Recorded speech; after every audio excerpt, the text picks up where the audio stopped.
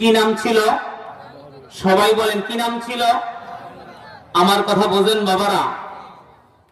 তো এই বাহলুল পাগলা বড় বুজুর্গ ছিলেন, আহলুল্লাহ ছিলেন, বড় আল্লাহর ওলি ছিলেন। উনি কি করতেছেন জানেন?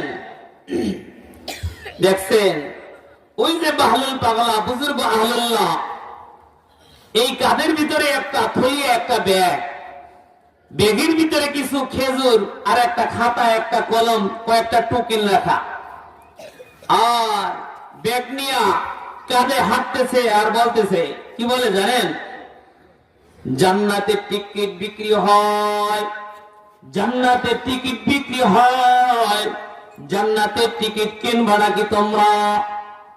জান্নাতের টিকিট বিক্রি হয়, জান্নাত কিনবা নাকি তোমরা?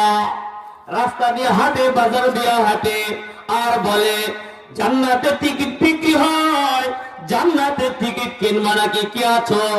আসো, জান্নাতের টিকিট বিক্রি হয়, জান্নাতের টিকিট বিক্রি হয়, জান্নাত কিনবা নাকি?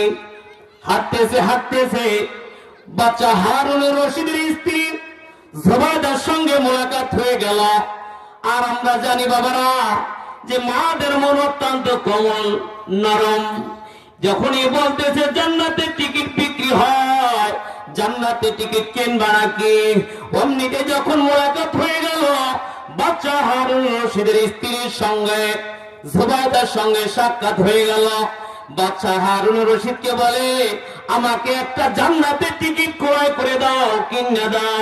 বাচ্চা বলতেছে, কি বলো তুমি? জান্নাত কি ওর বাবার নাকি? ওই পাগলা কিভাবে জান্নাতের টিকিট বিক্রি করে এইটা তো আমার বুঝে আসে না। ও কিভাবে জান্নাত দিবে? জান্নাত কি ওর বাবার নাকি? ও কিভাবে জান্নাত বিক্রি করে? এইটা তো সম্ভব না। যাই হোক, জুবাইদা আর মন মানাইতে পারলেন না, বউ আমাকে একটা কিনে দাও, জান্নাতের টিকিট আমাকে একটা কিনে দাও। এরপরে বলল জান্নাতের টিকিট কত টাকা? বলল 1 টাকা। এরপরে তার স্ত্রী জুবাইদা 1 টাকা দিল আর বলল, ভাই আমাকে একটা জান্নাতের টিকিট দাও। বালুল পাগলা ব্যাগ থেকে একটা কলম বের করলেন, একটা টোকেন বের করলেন, বের করিয়া একটা স্বাক্ষর দিয়ে দিলেন, একটা দস্তখত দিয়ে দিলেন, আর বলল, জুবাইদা এই যে জান্নাতের টিকিট, এই টিকিট তুমি নিয়ে যাও। নিয়ে গেলেন জুবাইদা। নিয়ে যাওয়ার পরে রাত্র হয়ে গেছে।